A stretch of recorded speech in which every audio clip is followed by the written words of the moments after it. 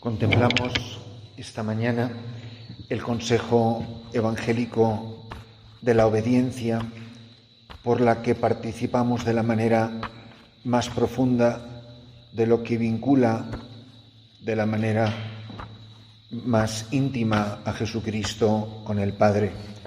Bien recordamos que de tal importancia es esto en la persona de Jesús, que literalmente toda la obra de la salvación es posible o tiene como sentido deshacer la desobediencia de Adán y Eva en el jardín. El nuevo Adán, la nueva Eva, son quienes van a reparar la herida de esta infidelidad. Este primer hombre de la nueva alianza, que es Jesucristo, obedeciendo, siendo obediente hasta la muerte y muerte de cruz, restablece de manera definitiva y irrevocablemente, aboliendo todos los demás momentos salvíficos del Antiguo Testamento, con su obediencia, este acto radical de entrega al querer del Padre, restablece la amistad, la alianza entre Dios y los hombres, alianza nueva y eterna. Desde la segunda frase de esta charla les invito a contemplar cómo no hay absolutamente ninguna diferencia entre tres palabras en el Evangelio. Son absolutamente sinónimas e intercambiables, que son libertad, obediencia y amor. El Hijo del Hombre entrega la vida libremente. O el cáliz que mi Padre me da no lo voy a beber. Fue obediente hasta la muerte. Libre, la entrego libremente. Obedeciendo, soy libre, obedeciendo al Padre. Tanto amó Dios al mundo que entregó a su Hijo. El que ama es libre y es obediente. El que obedece es libre y ama, etcétera. Están inseparablemente unidas estas tres realidades, tres aspectos de la misma realidad de la madurez de una persona. Por eso les invito, hermanos, a contemplar esto, a recordar lo que un día prometimos, a recordar cómo la salvación es fruto de la obediencia de Cristo. No podemos remontarnos a todos los actos salvíficos de obediencia en el Antiguo Testamento. Recuerden cómo por la fe Abraham, al ser llamado, obedeció y salió a la tierra que había de recibir en herencia, pero sin saber a dónde iba. Qué bonito es esto. Hicimos un día una promesa de obediencia sin saber a dónde íbamos. ¿No es eso lo que nos ha pasado? Ese día de esa promesa sabíamos todo lo que nos iba a pasar en el curso de nuestra vida, o hicimos un acto de obediencia en pura fe, en pura confianza, sabiendo de quién nos habíamos fiado. Dice San Bernardo que Abraham no pregunta por qué, no murmura, no se queja, no muestra siquiera un rostro dolorido, sino que, desconocedor del motivo de todo lo que se le manda, se apresura con crueldad piadosa a matar al hijo. Por eso en Abraham se encuentra la virtud de una suprema y admirable obediencia. Es uno de los sermones de San Bernardo. Luego piensen en la obediencia y en la desobediencia de Israel, todas las desgracias que sobrevienen al pueblo. ¿Cuál es la tentación continua del pueblo de Israel? No confiar en la promesa de Yahvé y querer ser como los demás pueblos. Oiga, ¿no les suena esto un poquito a los problemas personales que tenemos nosotros? El querer ser como los paganos, el querer ser como el mundo, no querer ser raros, el adorar a los ídolos de los pueblos vecinos, sea Babilonia o Fenicia o Egipto, el querer ser como los demás, el no fiarnos de Yahvé Dios.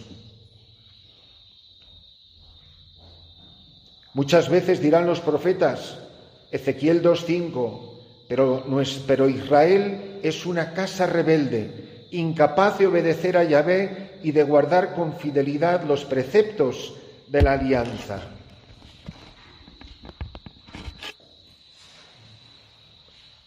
La obediencia de Jesucristo, por lo tanto, está en el fundamento de la causa de la redención, de la salvación del mundo. Así como por la desobediencia de un solo hombre, Adán, todos fueron constituidos pecadores, así también por la obediencia de uno solo, Cristo, el nuevo Adán, todos serán constituidos justos. Romanos 5:19. El hombre se perdió y se destrozó en la desobediencia, y ahora, obedeciendo a Cristo, va a encontrar su camino y salvación.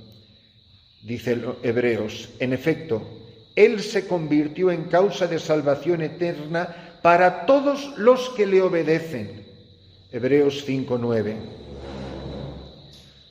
Imagínense si tuviéramos que comentar con algún detalle a Jesús como el siervo de Yahvé, obediente y fiel. Todo ese capítulo 42, 49, 52, 53. En definitiva, el siervo de Yahvé, Jesucristo, es el Hijo, el nuevo Adán, que obedece a Dios siempre, que ha venido para eso. Dirá que literalmente su alimento es hacer la voluntad del Padre, Juan 4:34, que piensa según el Padre quiere. Recuerden aquella primera charla sobre la dependencia, pendere, Juan 5:30. Es el que siempre obra según la voluntad del Padre, 5:19, 8:28, 10:20, mire, incontables las referencias. Toda la fisionomía de la obediencia de Jesucristo es filial. En esto consiste su relación filial con el Padre, en vivir en obediencia a Él.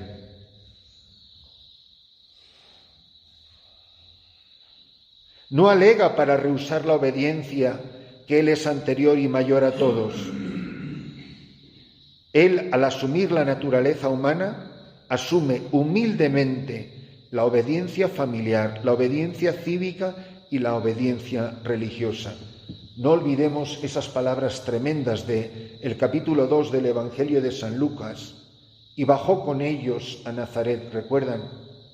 Y vivió sometido a su autoridad.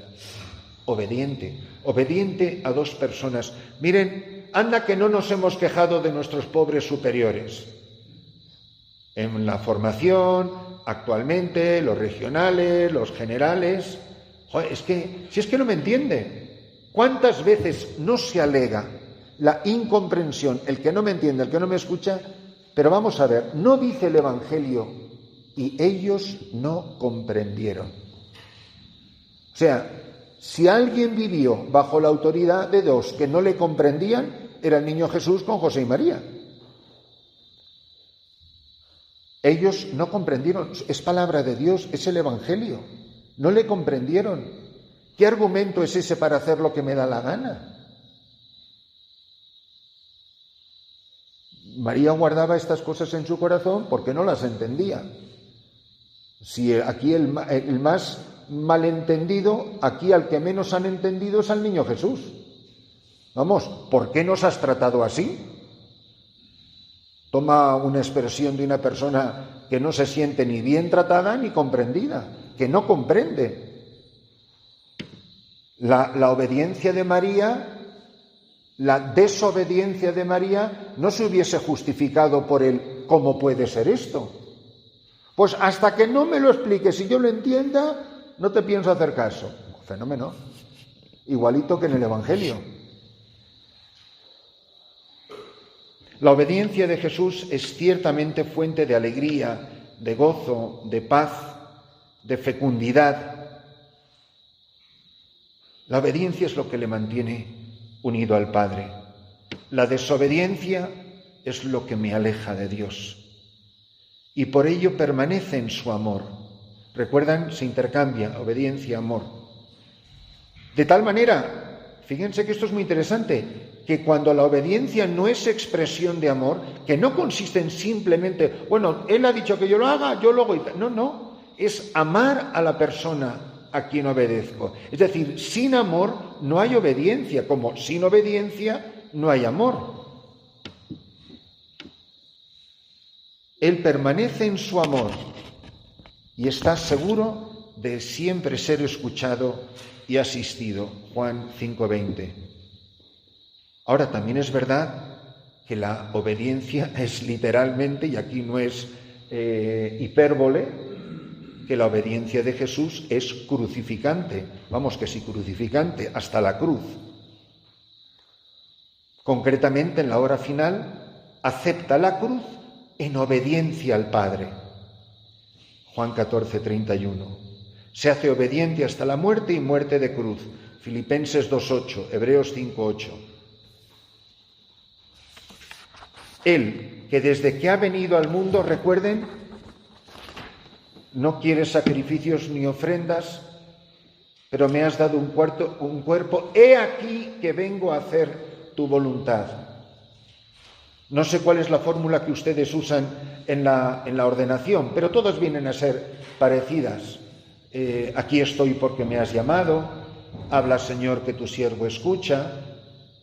Son expresiones que indican que el llamado es una persona que está dispuesta a obedecer.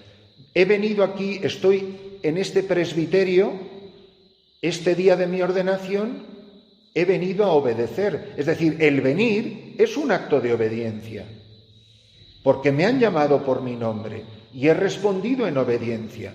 Si la vocación sacerdotal nuestra comenzó con el acto de obediencia de responder a la llamada, solo que estábamos tan felices y contentos que es que ni siquiera lo percibíamos como ¡wow! ¡Qué obediente! No sé si voy a obedecer. Es que la palabra obediencia y vocación jamás se pusieron una al lado de la otra, porque no teníamos esa sensación. Porque lamentablemente en nuestra inmadurez muchas veces percibimos la obediencia como una imposición externa que limita mi libertad y mi autonomía. Él es el hombre que no quiere aferrarse a su voluntad para poder permanecer fiel al Padre. Lucas 22:42. Y siempre habrá que preguntarse por este misterio insondable de cómo pudo Jesús reconocer en la locura y el escándalo de la cruz el designio providente y amoroso del Padre. Cómo Cristo reconoce el amor del Padre en el misterio de la cruz.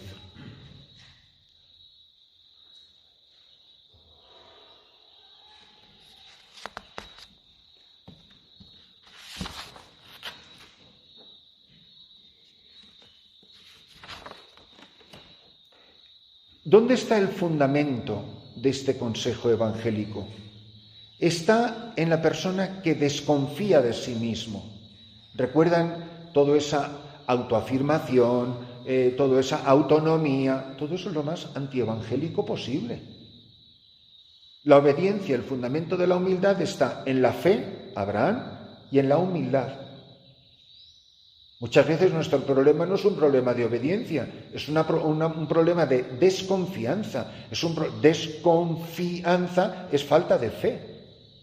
Y muchas veces es nuestra maldita soberbia que se nos mete por medio. El humilde es una persona que siempre busca y procura la obediencia.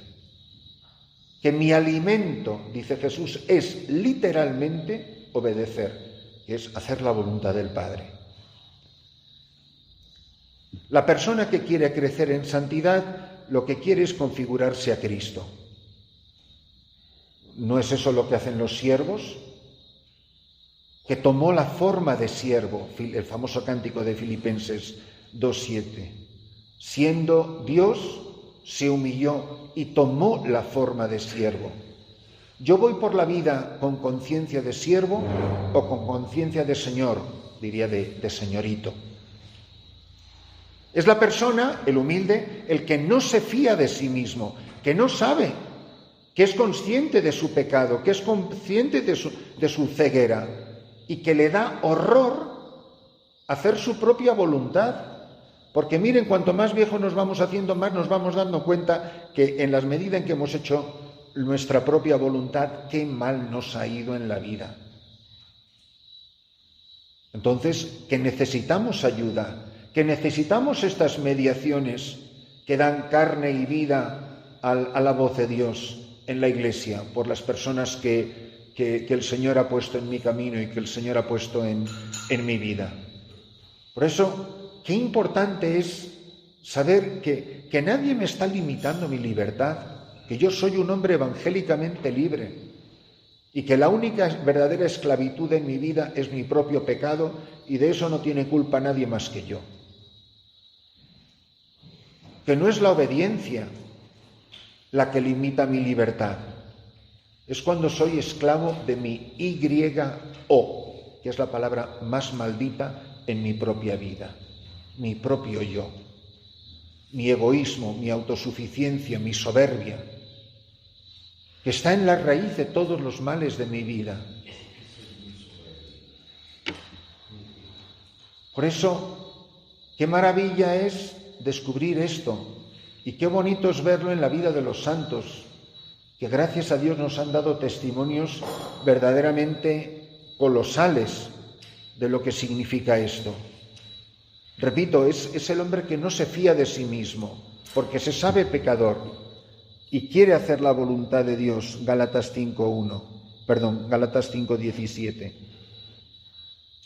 Que cuando me he abandonado a los deseos de mi corazón, Romanos 1:24, qué mal me ha ido en la vida, qué bajo he caído, cuánto me he hundido. El humilde es el que se hace como niño, para que el Padre le lleve de la mano al reino, Marcos 10:15. Si ustedes no saben orar como les conviene, si no saben lo que es bueno para ustedes, ¿para qué se empeñan en tomar decisiones por sí mismos? Romanos 8:26. Porque el humilde es la persona que no quiere apoyarse en su prudencia, sino solo en Dios. Y es capaz, el humilde, de consultar, de hacer preguntas. Miren, es una cosa que yo les invito en estos días, en lo que nos queda de retiro, etcétera, y a lo largo de su vida, ustedes pregúntense muy honestamente, ¿ustedes piden consejo cuando no saben qué hacer? Entre hermanos, entre amigos sacerdotes, piden luz, piden ayuda. Ustedes consultan con sus superiores, oye fulano, no voy a decir nombres, mira, estoy en esta situación, no sé qué hacer. Al obispo. O nosotros más o menos pues decidimos todo y bueno, pues ya saldrá el sol por Antequera, en fin, pues yo lo he hecho lo mejor que he podido. Oye, ¿tú has pedido consejo? ¿Tú has pedido ayuda? El humilde es el que dice, sé que me puedo equivocar, me he equivocado muchas veces. Yo necesito ayuda. No sé cómo enfrentar esta situación. Por el contrario, el soberbio huye de la obediencia, no la tolera. Solamente saber que la charla de esta mañana es sobre la obediencia es que, mira, se le pone la carne de gallina.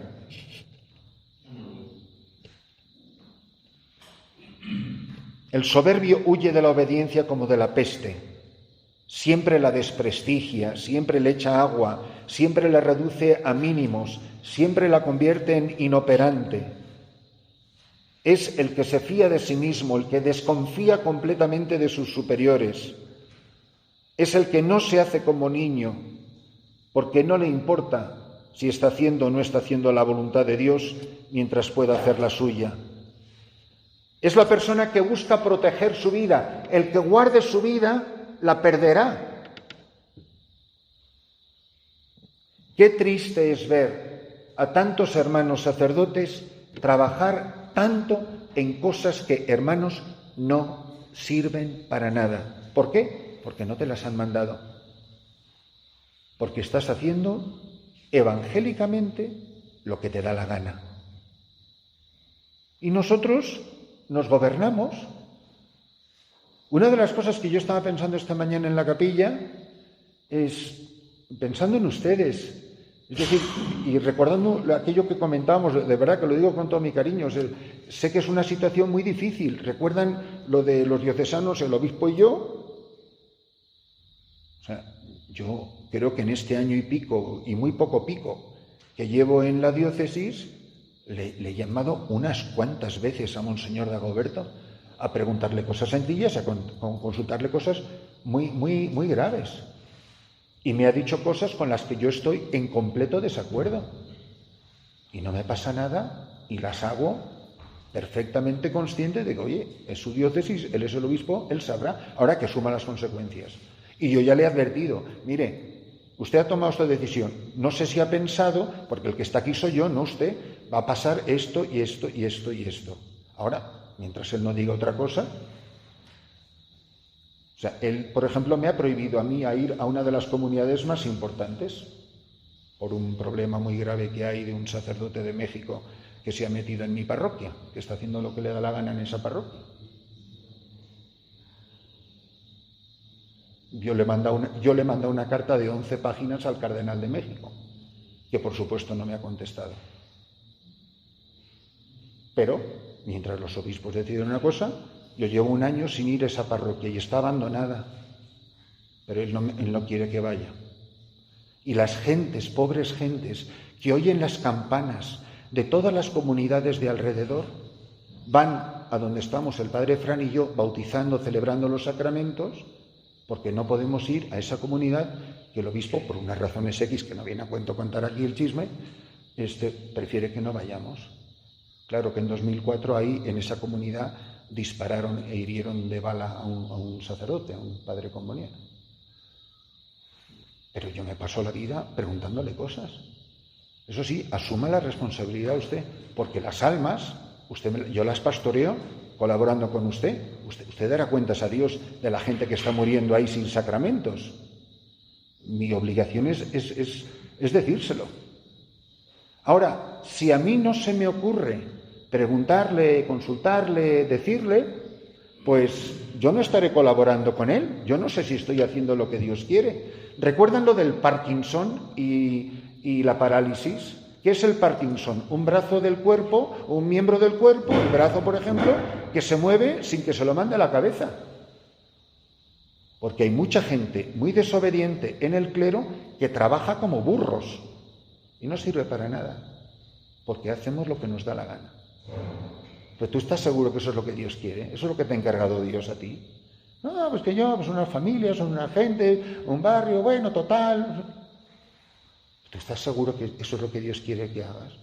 Porque cansarte como te estás cansando, gastarte la gasolina que te estás gastando, etcétera, etcétera, etcétera, para que luego no sirva para nada, es lo mismo que la enfermedad de la parálisis, que la cabeza quiere que se mueva el brazo, pero el brazo no se mueve. O sea, esto sí que es totalmente fantasía ficción, ¿eh? ¿Cuántas cosas quieren sus regionales que ustedes hagan que ustedes no hacen? No tengo ni idea, ¿eh? O sea, hay todo un impulso de la gracia al que los presbíteros se resisten, parálisis. ¿Cuántas cosas están haciendo ustedes que no se las han encargado sus superiores? El obispo, el no sé cuántos, lo que sea. Tú estás en colaboración ¿con quién?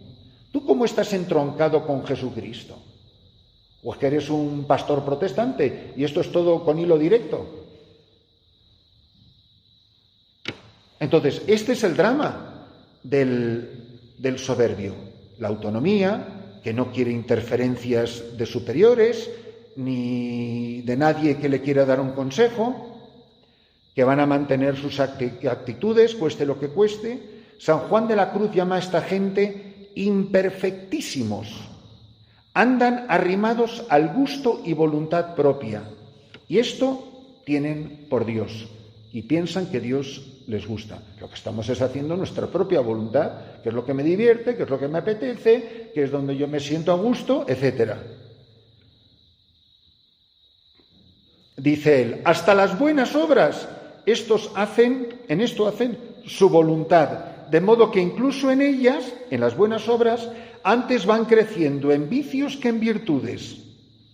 Más aún, si la autoridad les manda hacer esas buenas obras, que ellos por su cuenta hacen, llegan algunos a tanto mal que por el mismo caso que van ahora, por obediencia a tales ejercicios, se les quita la gana. Basta ser que se las mandan, que ya se me han quitado las ganas de hacer las cosas. O sea, si no me las mandaran y las hiciera yo como me da la gana, feliz. En cuanto me las mandan esa misma cosa, pues ya no la quiero hacer. La desobediencia es siempre un signo de debilidad. La gente débil encuentra mucha dificultad en obedecer. Las personas que tienen fortaleza de ánimo, la virtud de la fortaleza, obedecen con mucha facilidad.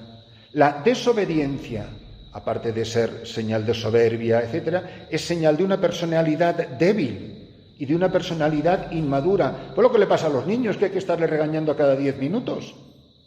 Es infantilismo. El hombre de personalidad adulta obedece sin miedo, no teme verse oprimido por la autoridad, no da mayor importancia a las cosas que suelen ser objeto de mandatos. Después de todo, ¿qué más da?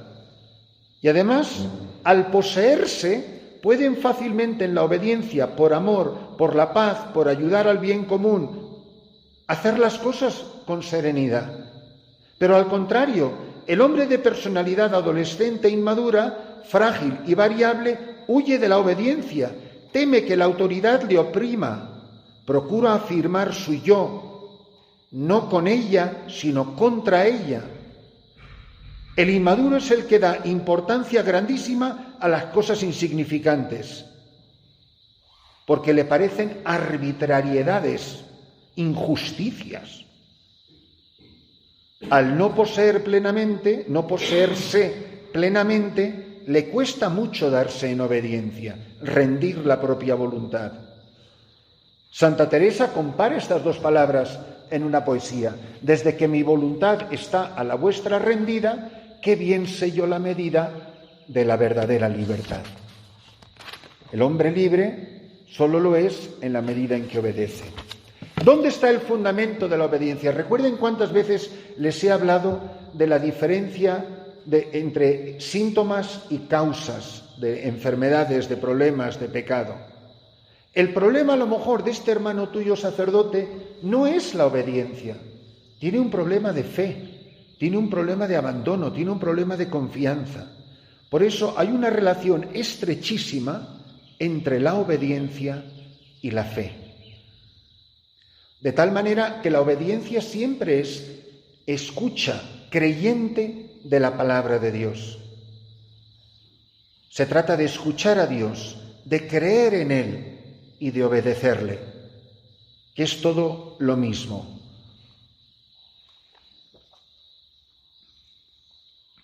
Es el que se fía, el que no pide 10 explicaciones.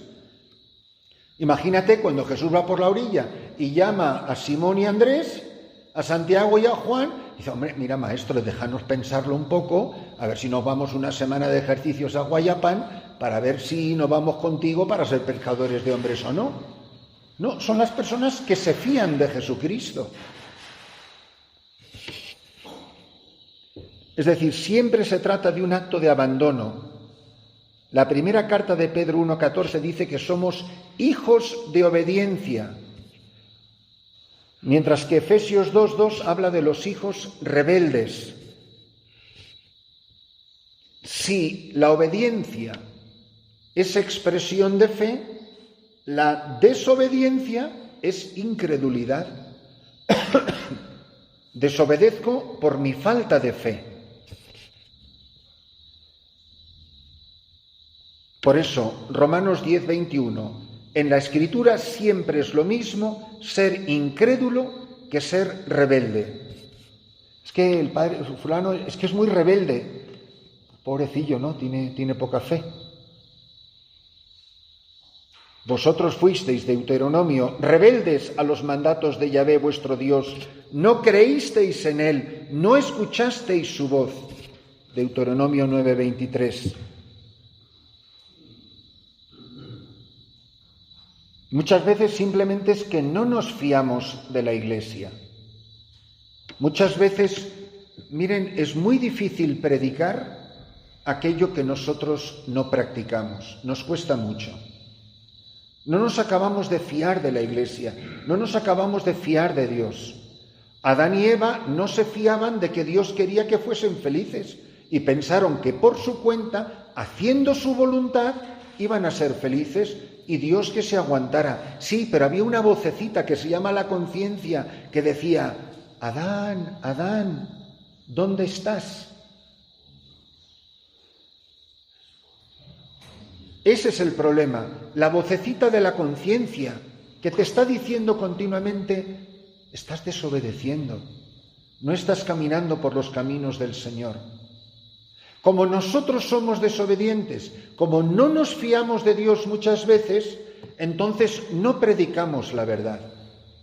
Miren, permítanme que les diga algo, alguna vez ya lo he dicho en otro contexto con los padres operarios, pero creo que es urgentísimo. Y la mayoría de ustedes, por no decir todos, más indirectamente o directamente, tiene labor pastoral. Predican al pueblo de Dios los domingos, aunque a lo mejor su cargo no sea de párroco o de vicario parroquial.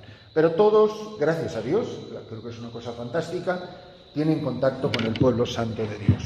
Yo no sé si están de acuerdo conmigo o no en esto, y tienen todo el derecho de disentir. No es que me tengan que obedecer a mí, obviamente, en lo que voy a decir, es una opinión personal. En mi opinión, de pastor, de sacerdote, con cura de almas, el 90%, por poner un número muy grande sin precisión, de las personas que viven en pecado mortal entre los 15, 16 hasta los 50, es por causa de los anticonceptivos. Yo no creo que mucha gente se haya dedicado al asesinato, ni al robo de bancos. Hombre, alguna vez habrán faltado a misa o alguna cosa así. Pero piensen, tampoco la mayoría de la gente ha abortado. En realidad, cuando ustedes se paran a pensar por qué la gente comulga en pecado mortal o simplemente no comulga, es por la causa de los anticonceptivos hoy en día.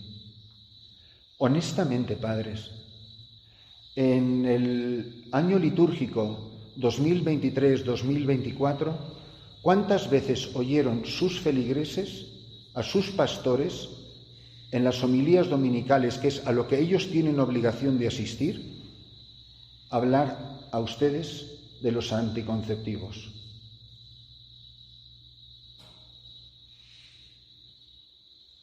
O sea, la causa fundamental por la cual tus feligreses, tus ovejas, están lejos del corazón del Señor, se han apartado del rebaño, y tú y yo no decimos nada. No decimos nada porque no queremos el lío que va a haber en la sacristía 5 segundos después de que termine el canto final de la misa. Pues a mí me ha dicho el padre fulano. Yo no quiero líos. Entonces, mira. Yo les digo, por ejemplo, recuerdo perfectamente en República Dominicana de predicar, no todos los domingos, pero de decir esto con cierta frecuencia. Yo les decía a la gente en misas dominicales: miren, podrán estar de acuerdo o en desacuerdo, podrán hacerme caso o no hacerme caso. Es posible que en la parroquia de Quisqueya, vecina, o en la parroquia de Consuelo, vecina, o en la parroquia del Puerto, vecina, estas cosas que ustedes acaban de escuchar, y no por primera vez, no lo sepa la gente. Su grado de culpabilidad a la hora del juicio de Dios, yo no soy quien para juzgarla. Pero ustedes, que son mis feligreses, no tienen derecho a decir que no lo sabían. No digan que no les avisaron. ¿Y qué dice la palabra de los pastores mudos, de los perros que no ladran, de los que huyen cuando viene el lobo, y que viene el lobo simplemente porque el pastor no hizo nada, y que hace estragos en el rebaño? ¿Y qué hizo el pastor? NADA. Y si alguna vez, que ya ni eso, alguno me lo ha mencionado en la confesión, siempre recurro a la conciencia. No, mira, es una cosa ya tú con tu conciencia. Eso es lo que tú dices en un confesionario. Pobre de ti, rueda de molino y al lago. Porque fuiste una piedra de escándalo cuando pudiste iluminar la conciencia de una persona. Pero yo no fui obediente a la Iglesia. Yo no me fié del magisterio ordinario infalible del Papa Pablo VI. Yo no creí al catecismo de la Iglesia Católica, al que bien invoco cuando me conviene.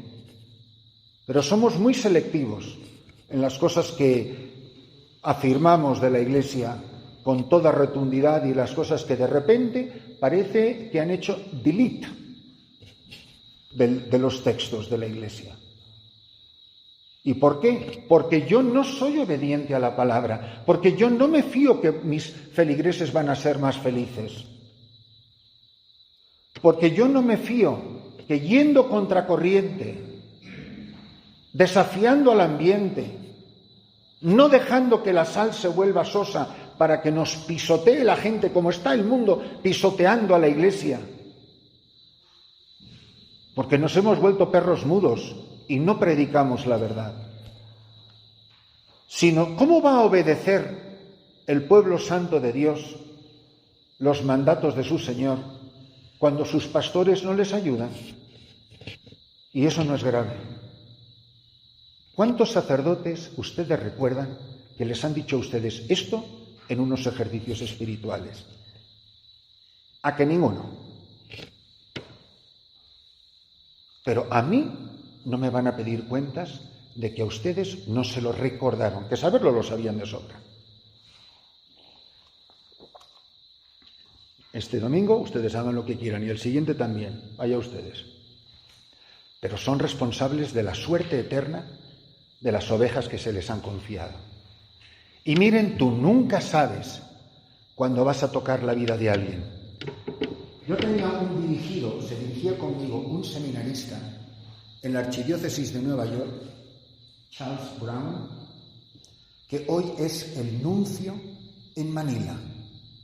Era mi dirigido cuando él estaba en el seminario de Nueva York y yo dirigía la oficina de vocaciones de la Arquidiócesis de Nueva York entre el 90 y el 92.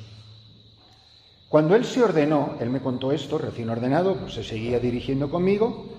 Lo que pasa es que duró 3 minutos en Nueva York y ya a los 3 minutos y medio ya estaba en Roma haciendo el doctorado. Era tan brillante que sin terminar el doctorado en Roma, sin terminarlo, el cardenal Ratzinger oyó de él y se lo llevó a la Congregación de la Fe. Y es un caso inaudito porque de la Congregación de la Fe pasó directamente a nuncio sin haber ido a academia pontificia ninguna. Un caso extraordinario porque es una persona impresionante, maravillosa, con un cerebro privilegiado. Había estudiado en Oxford antes de entrar en el seminario, pero aparte de un pedazo de sacerdote impresionante. El día de los Santos Inocentes, el pobrecillo con todo su entusiasmo, él estaba muy metido en el movimiento pro vida, recién ordenado. De hecho, él se tumbó en la entrada, se tiró al piso en Nueva York, delante de una clínica abortista, y lo arrestaron y lo metieron preso. De hecho, yo fui a su juicio. El día de los Santos Inocentes, él estaba pensando, recién ordenado, si predicar sobre el aborto o no. Era un día de diario. Y se asomó por la puerta de la sacristía y, para mala suerte, vio a una señora que se había confesado con él de haber cometido un aborto y que había confesado y estaba arrepentida y tal. Joder, esta fulana, no hay mucha gente, como hable del aborto, fulana va a pensar que es que lo estoy diciendo por ella. Bueno, imagínate en el rato de que te pones el alba, la casulla, el no sé cuántos, vas mentalmente deshojando la margarita de sí, no, lo digo, no lo digo, lo digo, no lo digo, lo digo. Lo dijo. Cuando termina la misa, viene otra señora llorando y le dice: Padre, ¿me puede confesar? Cuando tienes el valor de pase lo que pase y caiga quien caiga, tú no sabes la vida de quién vas a tocar. Cuando tú predicas en obediencia y con valentía la palabra de Dios. No somos charlatanes, no somos entretenedores. La gente no le interesan nuestras opiniones ni problemas personales. Lo único que quiere la gente es que a quien a ti te oye, a Jesucristo le oye. Y es una llamada poderosísima a la conversión del corazón de los hombres. Ahora, si yo no creo en el poder de mi propia palabra, que es palabra de Dios, y no hace falta que le recuerde que dice Sacrosanctum Concilium que la homilía pertenece a la palabra de Dios, ¿sí o no? Y ustedes lo saben.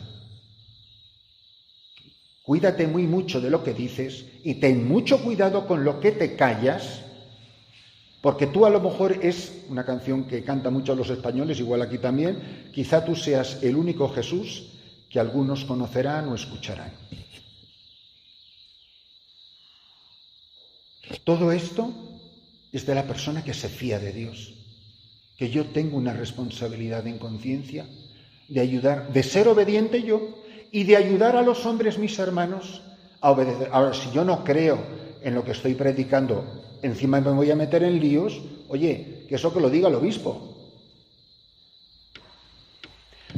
Continuamos. Junto con la virtud de la fe, la obediencia está estrechamente relacionada con la esperanza, con la virtud teologal de la esperanza.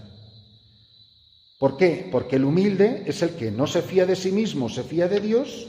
Dios es veraz y todo hombre es falaz. Por lo tanto, el creyente, obedeciendo a Dios y a la Iglesia, a los superiores, no trata de proteger su propia vida, sino que la entrega al Señor. Y unido a la importancia de la obediencia con la esperanza, es un acto de amor. Todo acto de obediencia, la obediencia no consiste en hacer lo que me mandan, eso estará muy bien en los militares. Es un acto de amor en Cristo al Padre, que claro que será muchas veces crucificante. Y por supuesto que en la obediencia hacemos al Padre la ofrenda de nuestra vida, es la oblación definitiva. Por eso la obediencia, entre otras cosas, es el mejor antídoto para matar mi propio yo, para matar mi egoísmo, para matar mi soberbia, para matar mi hombre viejo. Por eso, y con esto concluyo, en la obediencia hay una estrechísima relación con el apostolado, que mi apostolado vaya profundamente unido a mi obediencia vaya profundamente unido en mi apostolado como expresión de lo que el Padre quiere de mí. O sea, yo de verdad tengo conciencia de que estoy colaborando con Jesucristo, porque miren, uno puede estar y tiene todo el legítimo derecho en estar en desacuerdo con sus superiores, pero eso que no sea tu excusa para insultarles, para hablar mal de ellos, para criticarles, para murmurarles, porque eso, perdonen, es de cobardes. El cobarde es el que hace las cosas calladito y a las espaldas. Que no estás de acuerdo con tu regional o con tu general o con el obispo de la diócesis, ¿sabes lo que haces? Aparte de hacer mucha oración, ¿sabes lo que haces? Escríbele una carta y dile lo que piensas. Miren, si el 5% de los que critican a su regional, el 5% pusiera su desacuerdo por escrito, no saben el bien que harían a la región. Porque esa es una persona que se ha tomado la molestia de dejar por escrito en un archivo. Yo con este problema gravísimo que tengo en mi parroquia, que los obispos no se atreven a resolver, porque el personaje, no les quiero dar más datos, es sobrino de un cardenal mexicano y nadie se había encarado con él y lleva 10 años, desde 2014 al 24, haciendo lo que le da la gana en el estado de Guerrero, moviendo millones y millones hasta que se ha encontrado con Christopher. Pero yo todo lo que hago, yo le mandé por DHL un taco así de cartas al cardenal. Yo todo lo que hago está por escrito. De hecho, le di el dossier a Carlos para que él se lo leyera y me diera un consejo, y lo he mandado a Eduardo Carmona, a otras personas, para que me digan si yo estoy haciendo bien o mal, porque yo no me fío de mí mismo ni sé cómo funciona este país. Yo lo que sé es que la Iglesia Católica no funciona así. Yo me he encontrado boletas de bautismo escritas a mano por este personaje porque va celebrando sacramentos por todos los pueblos que eran de antes de los combonianos y ahora han caído en mi territorio. ¿Yo qué hago con un papel que está escrito a colorines, que pone a mano boleta provisional? ¿Yo puedo darle la primera comunión? ¿Puedo casar a una persona con ese papelajo?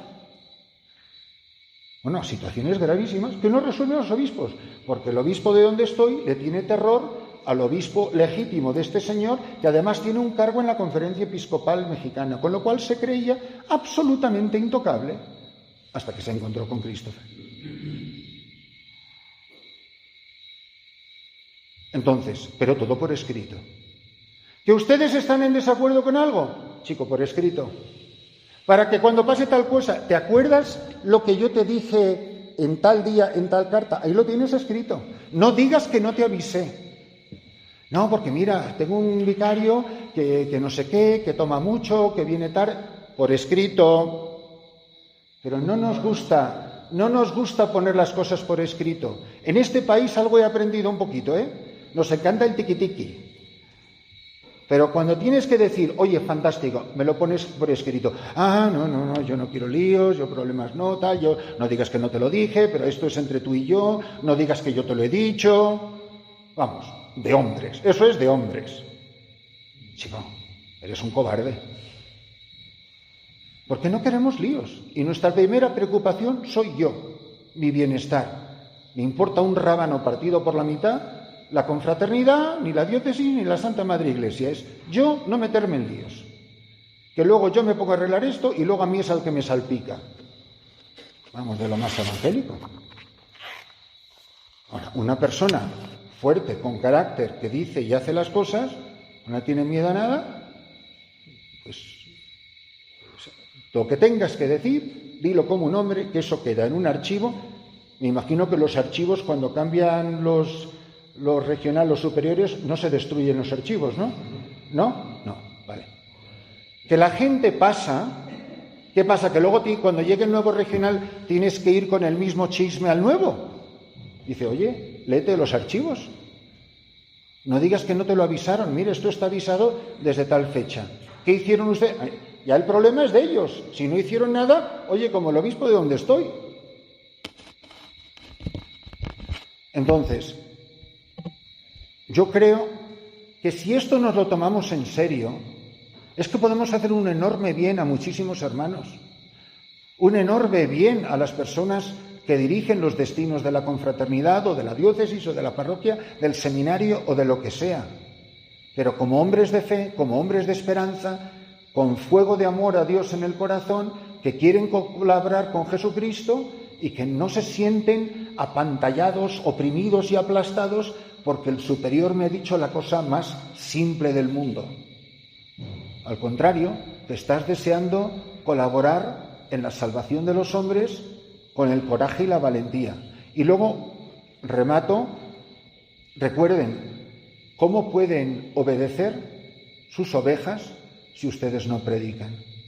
Y les he puesto un ejemplo que es muy bueno, pero que es muy duro, que es muy difícil y que no está de moda.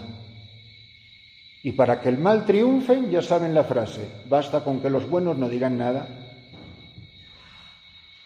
Por eso yo les invito, yo les animo a que se pregunten, que esto sea materia de confesión, de conversión del corazón.